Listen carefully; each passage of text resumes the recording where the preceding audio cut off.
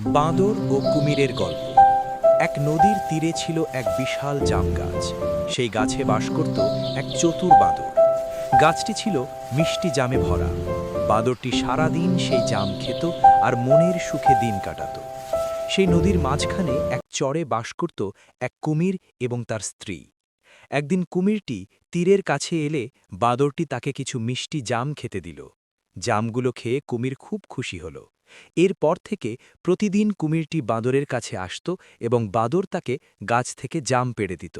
তাদের মধ্যে দারুণ বন্ধুত্ব হয়ে গেল। কুমিরের স্ত্রীর কুটিল বুদ্ধি। একদিন কুমির কিছু জাম তার স্ত্রীর জন্য বাড়িতে নিয়ে গেল। জামগুলো খেয়ে তার স্ত্রী বলল, যে বাঁদর প্রতিদিন এই মিষ্টি জাম খায় তার কলিজা না জানি কত মিষ্টি হবে, আমি ওই বাঁদরের কলিজা খেতে চাই। কুমির প্রথমে রাজি হল না, কারণ বাঁদর তার বন্ধু। কিন্তু স্ত্রীর জেদের কাছে সে হার মানল। কুমির এক ফন্দি আঁটল। বাঁদরের বুদ্ধিমত্তা। পরদিন কুমির বাঁদরের কাছে গিয়ে বলল, বন্ধু, আজ আমার স্ত্রী তোমাকে দাওয়াত দিয়েছে।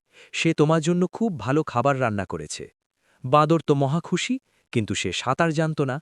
কুমির বলল, চিন্তা করো না, তুমি আমার পিঠে বসো, আমি তোমাকে নিয়ে যাব। নদীর মাঝপথে যাওয়ার পর কুমির ভাবল, এখন আর বাঁদর পালাতে পারবে না। সে বলল, বন্ধু, আসলে আমার স্ত্রী তোমার কলিজা খেতে চায়, তাই তোমাকে নিয়ে যাচ্ছি। বাঁদর ভয় পেলেও মাথা ঠান্ডা রাখল। সে হেসে বলল, ওরে বন্ধু, আগে কেন বললে না?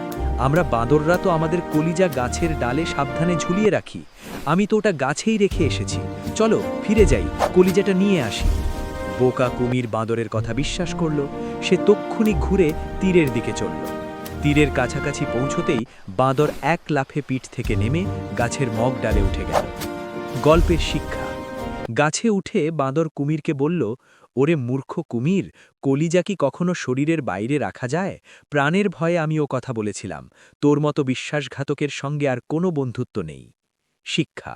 বিপদের সময় বুদ্ধি স্থির রাখলে কঠিন বিপদ থেকেও রক্ষা পাওয়া যায়।